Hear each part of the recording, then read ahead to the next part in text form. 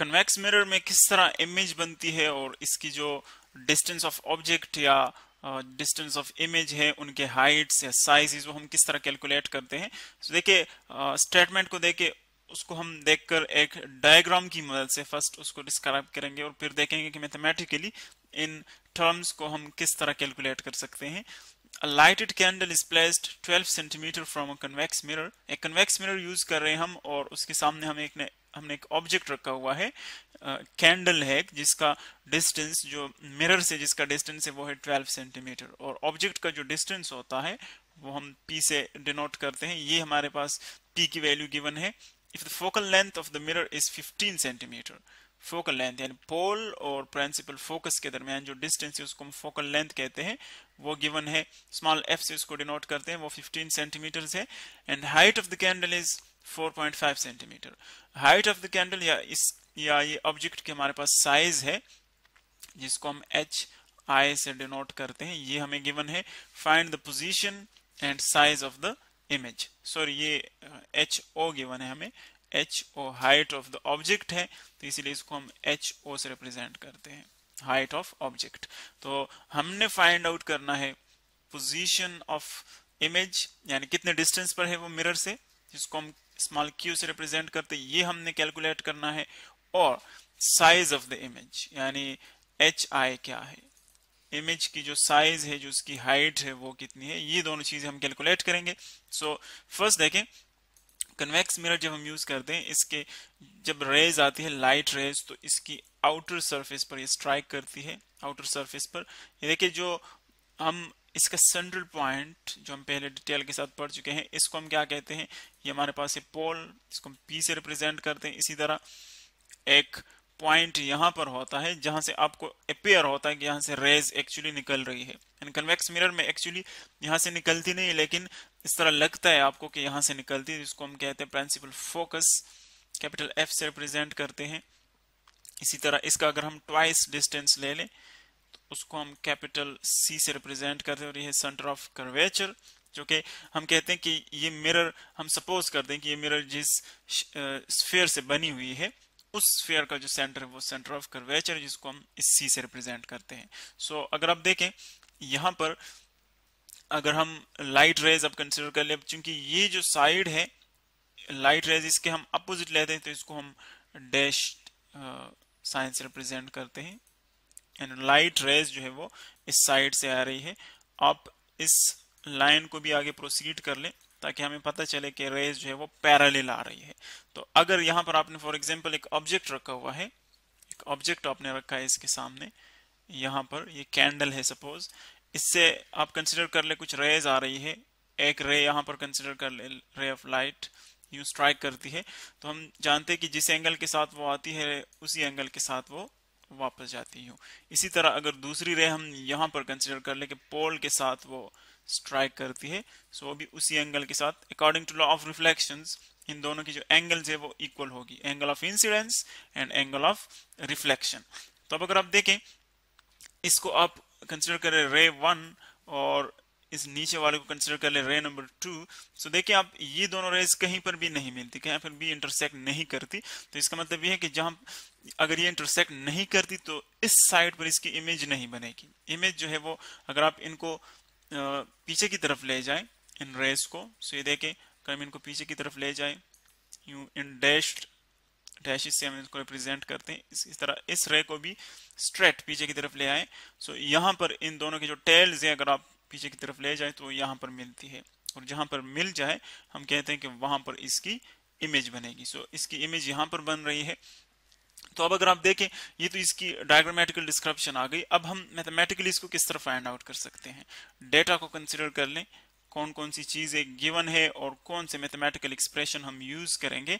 First हमें given है A lighted candle is placed 12 centimetre from a convex mirror, यानी object और mirror के दरमियान जो डिस्टेंस है वो हमें गिवन है p गिवन है और वो है 12 सेंटीमीटर। इसको यहां पर लिख लें आप, p is equal to 12 centimetres. इसी तरह फोकल लेंथ गिवन है, focal length of the mirror जो कि है 15 centimetres, 15 centimetres. and height of the candle is 4.5 centimetre. Height of the candle mean height of the object. जो object आप use कर रहे हैं उसकी हाइट है एच ओ से इसको रिप्रेजेंट करते हैं और वो गिवन है 4.5 सेंटीमीटर्स. हमने फाइंड आउट करना है कि ये इमेज कितने डिस्टेंस पर बन रही है, क्यों, ये फाइंड आउट करना है. और हाइट ऑफ द इमेज कितनी है, height of the image, size of the image, image की जो साइज है वो कितनी है, ऑब्जेक्ट से ज्यादा है या ऑब्जेक्ट से कम है. तो जो हम स्फेरिकल मिरर फार्मूला पढ़ चुके हैं उसको यूज करके फर्स्ट ऑफ ऑल हम क्यू की वैल्यू फाइंड आउट करेंगे, जो कि हम इसको यहाँ पर रिवाइज करते हैं. 1 over F is equal to 1 over P plus 1 over Q. देखिए इसमें कौन कौन सी चीजें गिवन है, पी गिवन है और एफ गिवन है, सो हमने फाइंड आउट करना है क्यू. आप इनकी जगह इनकी वैल्यूज इंसर्ट कर सकते हैं. 1 ओवर एफ, एफ की वैल्यू हमारे पास है 15. चूंकि कन्वेक्स मिरर में जो हम प्रिंसिपल फोकस लेते हैं यहाँ पर एक्चुअली रियली यहाँ से रेज नहीं निकलती लेकिन अपेयर होते हैं आपको कि यहाँ से निकलती, तो इसीलिए इसकी वैल्यू हम क्या लेंगे, वो हम नेगेटिव लेंगे. सो इसकी वैल्यू हमारे पास आ रही है नेगेटिव, यानी -1 ओवर 15 को हमने नेगेटिव ले लिया, is equal to 1 over P. P की वैल्यू क्या है 12, यहां से आप ले सकते हैं पी की वैल्यू. सो आप पुट कर ले 1 ओवर 12 प्लस क्यू हमने फाइंड आउट करना है, तो उसको इसी तरह लेके 1 ओवर क्यू. ये आ जाएगा 12 को आप इस साइड पे ले जाए तो क्या बन जाएगा -1 ओवर 15, और अगर 12 को आप इस साइड पे ले आए तो ये बन जाएगा -1 ओवर 12 इज इक्वल टू इस साइड पे हमारे पास रह जाएगा 1 ओवर क्यू. सो अब देखिए इन दोनों को हम फ्रैक्शंस को हम इजीली ये 5th 6th क्लास की मैथमेटिक्स से आप इनकी एलसीएम ले लो, तो बन जाएगा एलसीएम हमारे पास इसका आ जाएगा 60. और जब हम इस एलसीएम को लेंगे तो फर्स्ट आपने इस टर्म के साथ एलसीएम को मल्टीप्लाई करना है इस टर्म के साथ, और फिर इसको इस टर्म के साथ मल्टीप्लाई करना है. सो फर्स्ट अगर आप इसके साथ मल्टीप्लाई कर लें 60 को तो हमारे पास आ जाएगा 4, यानी 60 और 15 के साथ अगर आप कैंसिल आउट कर ले सो -4 आ जाएगा क्योंकि ऊपर माइनस है. इसी तरह अगर आप इसके साथ मल्टीप्लाई कर ले सो ये आ जाएगा 5, -5 is equal to 1 over Q. इसकी वैल्यू आ गई. अब अगर आप देखें जस्ट ऐड कर ले इनको, -5 -4 दोनों ऐड हो जाएंगे, सिंबल जो साइन है इसका वो यही आ जाएगा, -9 divided by 60 is equal to 1 over Q. अब जस्ट इनको क्रॉस मल्टीप्लाई कर ले, इन दोनों को मल्टीप्लाई कर ले, क्रॉस मल्टीप्लाई का मतलब ये है, और इन दोनों को मल्टीप्लाई कर ले. सो क्यू -9 से मल्टीप्लाई कर ले तो आ जाएगा -9 क्यू इज इक्वल टू 60.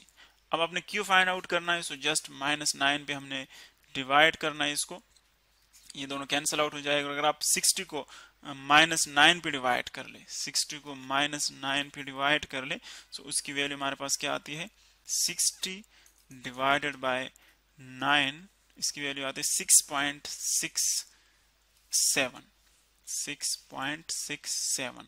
चूंकि ये हमारे पास इसकी जो क्यू की वैल्यू है इमेज वो भी बिहाइंड द मिरर बनती है, मिरर के पीछे बनती है, तो इसीलिए इसकी वैल्यू भी हमारे पास वर्चुअल ही होती है, नेगेटिव वैल्यू इसकी आ जाएगी. ये आ जाए आगे हमारे पास डिस्टेंस ऑफ इमेज. अब हम जो साइज है इमेज का, जो साइज है वो हम इजीली इस फार्मूले से कैलकुलेट कर सकते हैं. अब देखें जो हम पहले पढ़ चुके हैं, हाइट ऑफ इमेज और हाइट ऑफ ऑब्जेक्ट इनकी रेशियो इक्वल होती है distance of image divided by distance of object. Just इनमें वैल्यूज पुट कर लिया आपने. हाइट ऑफ इमेज ये फाइंड आउट करना है, इसको इसी तरह लेके हाइट ऑफ ऑब्जेक्ट वो हमें गिवन है 4.5 इज इक्वल टू क्यू की जो हमारे पास वैल्यू है वो है 6.67 डिवाइडेड बाय पी की वैल्यू वो है 12. सो देखिए 4.5 बोथ साइड्स मल्टीप्लाई कर ले, से बन जाएगा HI इज इक्वल टू, यहां से इसको कैंसिल आउट करना है, सो बोथ साइड्स मल्टीप्लाई कर ले, यानी 6.67 से 4.5 मल्टीप्लाई कर ले, 4.5 यह जाएगा यूं, और डिवाइडेड बाय 12 है, सो आप 12 पे डिवाइड कर ले, 12 पे डिवाइड कर ले, इससे आ जाएगा 2.5. हाइट ऑफ इमेज जो है देखिए वो उससे कम है, तो 2.5 सेंटीमीटर इसकी हाइट आ जाएगी.